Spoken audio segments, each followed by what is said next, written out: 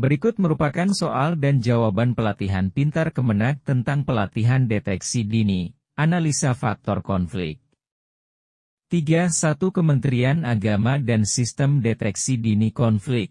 Pelatihan deteksi dini, analisa faktor konflik, pintar Kemenak. Petunjuk pengisian, soal tersusun secara acak, jadi harap lebih teliti. Soal 1. Penghentian konflik dapat dilakukan melalui, kecuali A. Penetapan status keadaan konflik. B. Penguatan dan pemanfaatan fungsi intelijen sesuai dengan ketentuan perundang-undangan. C. Penghentian kekerasan fisik. D. Tindakan darurat penyelamatan dan perlindungan korban.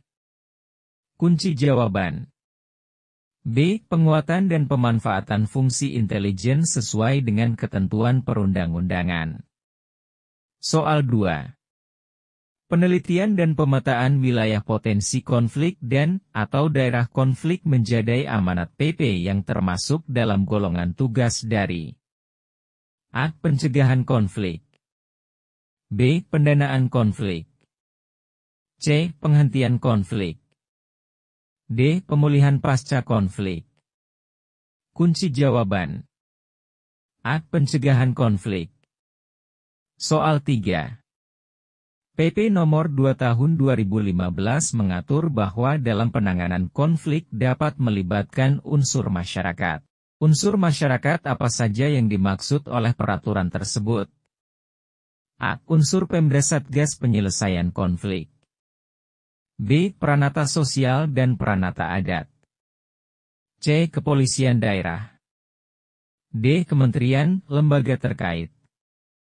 Kunci jawaban B. Peranata sosial dan peranata adat. Soal 4. Dalam penanganan konflik, pemerintah pusat dan pemerintah daerah sesuai dengan kewenangannya melaksanakan pencegahan konflik melalui kegiatan A. Penyelenggaraan pendidikan dan pelatihan. B. Penguatan dan pemanfaatan fungsi intelijen sesuai dengan ketentuan peraturan perundang-undangan. C. Penguatan kerukunan umat beragama.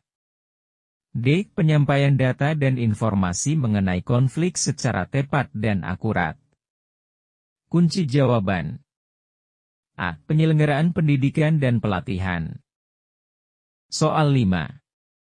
Berdasarkan UU Nomor 7 Tahun 2012, unsur pemerintah yang menjadi bagian dari satuan tugas penyelesaian konflik terdiri atas, kecuali A. Kementerian yang membidangi koordinasi urusan politik, hukum dan keamanan.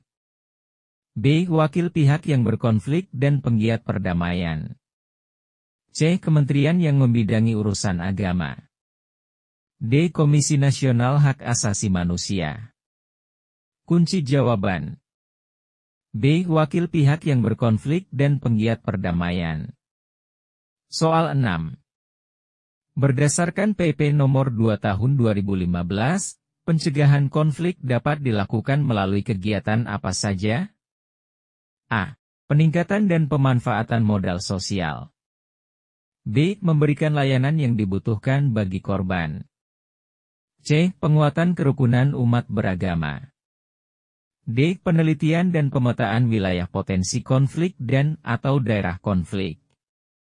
Kunci jawaban C. Penguatan kerukunan umat beragama. Soal 7. Berdasarkan PP Nomor 2 Tahun 2015, pencegahan konflik dapat dilakukan melalui, kecuali A. Meredam potensi konflik. B. Mengembangkan sistem penyelesaian secara damai. C. Pendidikan bela negara dan wawasan kebangsaan. D. Membangun sistem peringatan dini. Kunci jawaban C. Pendidikan bela negara dan wawasan kebangsaan. Soal 8. Penghentian konflik menjadi amanat dari UU yang harus dijalankan oleh seluruh unsur pemerintah terkait, lalu menurut UU, apa definisi dari penghentian konflik tersebut?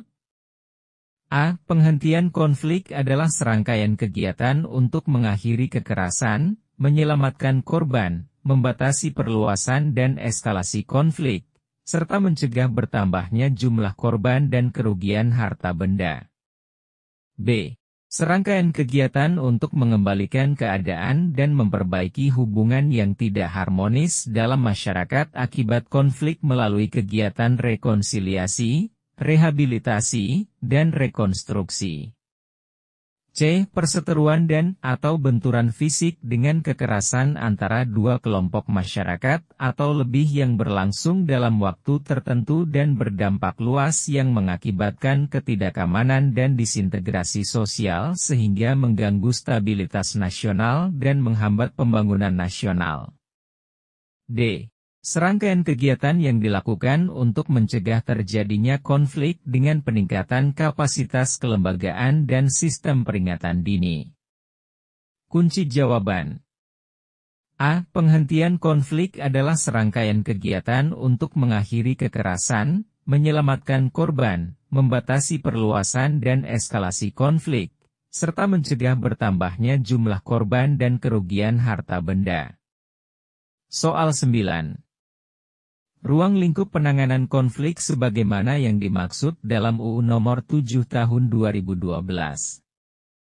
A. Pencegahan konflik, penghentian konflik dan pemulihan pasca konflik. B. Permasalahan yang berkaitan dengan politik, ekonomi dan budaya. C. Memelihara kondisi damai dalam masyarakat. D. Menciptakan kehidupan masyarakat yang aman, tenteram, damai dan sejahtera. Kunci jawaban A. Pencegahan konflik, penghentian konflik dan pemulihan pasca konflik. Soal 10. Berikut di bawah ini kegiatan yang termasuk dalam kegiatan deteksi dini dan cegah dini konflik sosial, kecuali A. Penyelenggaraan pendidikan dan pelatihan. B. Penguatan dan pemanfaatan fungsi intelijen sesuai dengan ketentuan peraturan. C. Penelitian dan pemetaan wilayah potensi konflik dan/atau arah konflik. D. Penguatan akses kearifan lokal. Kunci jawaban D. Penguatan akses kearifan lokal. Terima kasih telah menonton video ini. Semoga bermanfaat. Jangan lupa like, komen dan subscribe Hadisan Channel ya.